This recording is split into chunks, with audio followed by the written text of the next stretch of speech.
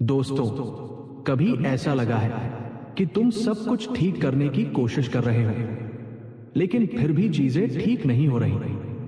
तुम मेहनत करते हो, दिल से करते हो, फिर भी रिजल्ट नहीं मिलता। तुम अच्छे बनते हो, लोगों का ख्याल रखते हो, फिर भी लोग तुम्हें समझते नहीं, और धीरे धीरे तुम अंदर से थक जाते हो। तुम सोचते हो, मैं ही क्यों, मेरे साथ ही ऐसा क्यों होता है? और यहीं से फ्रस्ट्रेशन शुरू होती है। तुम कंट्रोल करना चाहते हो, रिजल्ट को, लोगों को, सिचुएशंस को, लेकिन सच ये है तुम सब कुछ कंट्रोल नहीं कर सकते। और जब चीजें तुम्हारे हिसाब से नहीं होती तो तुम टूटने लगते हो। श्री कृष्ण कहते हैं, हे मनुष्य, तू अपने कर्म पर अधिकार रखता है, फल पर नहीं। अब इस बात को धीरे धीरे समझ। मतलब ये नहीं है कि रिजल्ट इंपॉर्टेंट नहीं है, मतलब ये है रिजल्ट हमेशा तुम्हारे कंट्रोल में नहीं है। तुम सिर्फ अपना एफर्ट कंट्रोल कर सकते हो। लेकिन तुम क्या करते हो?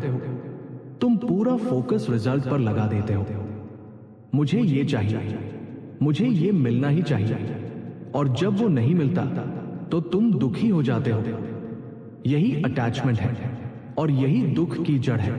तुम एक्सपेक्टेशन रखते हो, लोगों से, काम से, जिंदगी से, और जब वो पूरी नहीं होती तो तुम्हें लगता है जिंदगी अनफेयर है। लेकिन सच ये है, जिंदगी अनफेयर नहीं है, तुम्हारी एक्सपेक्टेशंस अनरियलिस्टिक है। श्री कृष्ण कहते हैं, कर्म कर लेकिन आसक्ति मत रख।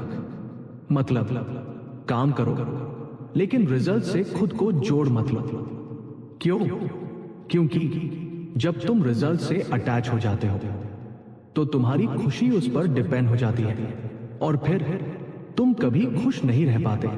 अब एक सिंपल सी बात समझ, अगर तुमने अपना बेस्ट दिया है तो फिर जो रिजल्ट आए उसे एक्सेप्ट करो, क्योंकि वो तुम्हारे कंट्रोल में नहीं था। लेकिन हम क्या करते हैं?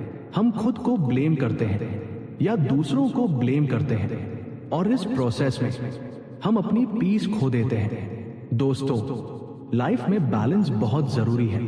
मेहनत करो लेकिन खुद को खोकर नहीं। लोगों से प्यार करो लेकिन खुद को भूल कर नहीं। सपने देखो लेकिन रियलिटी से भाग कर नहीं।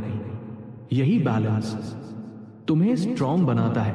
श्री कृष्ण कहते हैं, जो व्यक्ति संतुलन में रहता है वही सच्चा योगी होता है। मतलब ना ज्यादा अटैचमेंट, ना ज्यादा डिटैचमेंट, बस बैलेंस। अब सवाल यह है, ये बैलेंस आएगा कैसे?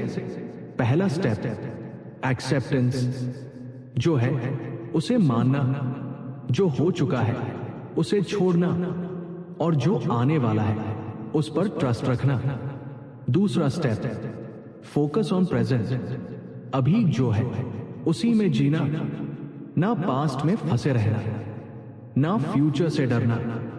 तीसरा स्टेप लेटिंग गो, हर चीज को पकड़कर मत बैठो। कुछ चीजें छोड़नी पड़ती हैं, कुछ लोग, कुछ सिचुएशंस, कुछ एक्सपेक्टेशंस। जब तुम छोड़ना सीख जाते हो तभी तुम हल्के होते हो, और जब तुम हल्के होते हो तभी तुम आगे बढ़ पाते हो। याद रखो, छोड़ना हार नहीं है, छोड़ना समझदारी है। तुम हर चीज को कंट्रोल नहीं कर सकते, लेकिन तुम ये डिसाइड कर सकते हो तुम कैसे रिएक्ट करोगे। यही तुम्हारी असली ताकत है। आज तुम जो फील कर रहे हो ये परमानेंट नहीं है, ये एक फेज है जो तुम्हें कुछ सिखाने आया है। इसलिए इससे लड़ो मत, इससे सीखो। धीरे धीरे तुम्हें समझ आने लगेगा कि जिंदगी को कंट्रोल नहीं करना, उसे फ्लो में जीना है। मेहनत करनी है लेकिन पीस के साथ, प्यार करना है लेकिन खुद को खोए बिना, और सबसे जरूरी खुद को समझना है, क्योंकि जो खुद को समझ लेता है वो जिंदगी को समझ लेता है। आज से एक फैसला लो, मैं अपना बेस्ट दूंगा लेकिन रिजल्ट से अटैच नहीं रहूंगा। मैं लोगों से प्यार करूंगा लेकिन खुद को नहीं भूलूंगा। मैं जिंदगी को कंट्रोल नहीं करूंगा, मैं उसे समझकर जीऊंगा, क्योंकि सच्ची शांति छोड़ने में है, पकड़ने में नहीं।